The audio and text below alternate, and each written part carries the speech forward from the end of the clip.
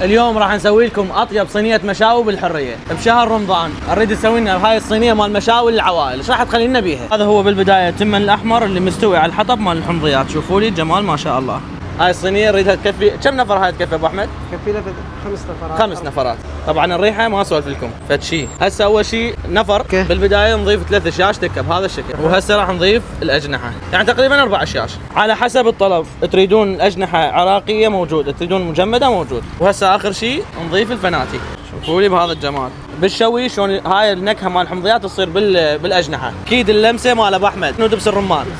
طبعا هاي الصلصه مال ابو احمد فد شيء انا مجربها اكثر من مره. يعني هذا بصل بالسماق، اكيد الجرجير والكرفس، 4 قرص خبز، هاي لهانه وطرشي، واخر شيء البصل بالسماق. صينيه المشاوي من ابو احمد تكفي 5 نفرات واكثر. ايش قد سعرها هاي يا ابو احمد؟ هاي 18000 دينار وياها 4 قرص خبز و4 مقبلات 18000 دينار. احمد اللي يريد يجيك عنوانك وين؟ الحريه دور نواف الضباط، مقابل لحوم العنبر، دائره الضريبه. هذا لحوم العنبر دائره الضريبه، مشويات ابو احمد.